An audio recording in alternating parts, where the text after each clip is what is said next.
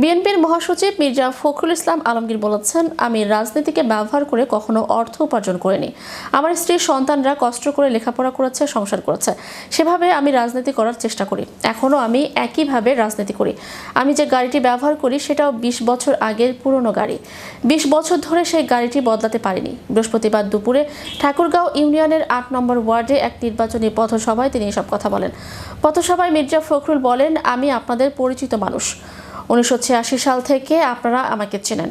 তখন আমি পৌরসভার চেয়ারম্যান ছিলাম। আজ পর্যন্ত কেউ আঙ্গুল তুলে বলতে পারবে না যে আমি আপনাদের আমানতের খেয়ানত করেছি। নিজের ব্যক্তিগত জীবন নিয়ে তিনি বলেন, আমি রাজনীতি করেছি বাপদাদার জমি বিক্রি করে। ঢাকায় যে গাড়ি ব্যবহার করি সেটি 20 বছর আগের। আজ যে গাড়িতে এসেছি সেটিও আমার নয়, একজন সমর্থকের। ভোটারদের উদ্দেশ্যে বিএনপি মহাসচিব বলেন, আপনারা অনেক বছর ভোট দিতে পারেননি। এবার সুযোগ এসেছে, আমাকে ধানের শীষে ভোট দিলে আমি সংসদে গিয়ে আপনাদের জন্য কাজ করতে পারবো। আমি কাজ করা মানুষ। তিনি আরো বলেন, আমরা ভিক্ষা নিয়ে বাঁচতে চাই না, আমরা কাজ করে বাঁচতে চাই। ঠাকুরগাঁয়ে অনেক উন্নয়ন করতে হবে। আমাদের মা বোন ও যুবকদের প্রশিক্ষণ দিয়ে শিক্ষিত করে কর্মসংস্থানের সুযোগ তৈরি করতে হবে।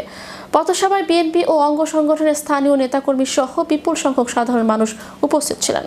আমি নিজে কখনো কোন রকম দুর্নীতির মধ্যে যাইনি। আমি রাজনীতিকে ব্যবহার করে আমি কখনো অর্থ উপার্জন করিনি। আমার স্ত্রী, আমার সন্তানেরা তারা অত্যন্ত কষ্ট করে লেখাপড়া করেছে, তারা সংসার করেছে, এবং সেইভাবেই আমি রাজনীতি করার চেষ্টা করেছি। এখন সেই একইভাবে আমার রাজনীতি করি। আমার যে গাড়িটা আমি চড়ি ঢাকাতে, এই গাড়িটা 20 বছর আগের একটা গাড়ি। আমি প্রথম 2006 সালে এই গাড়িটা কিনেছিলাম। এখন পর্যন্ত সেই গাড়িটা আমি বদলাতে পারিনি।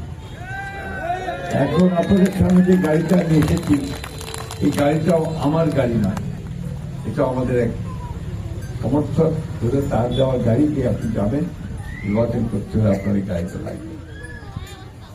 প্রিয় মা বোনেরা এবং ভাই বোনেরা, মেয়েরা, নির্বাচনের সততা এখন প্রায় চলেই গেছে, পালিয়ে গেছে। তা আমরা কিছু মানুষ এখন চেষ্টা করি যে সততাটাকে সামনে রেখে রাজনীতিটাকে করার জন্য আমরা চেষ্টা করি। সবসময় পারি তা বলবো না, কিন্তু চেষ্টা করি।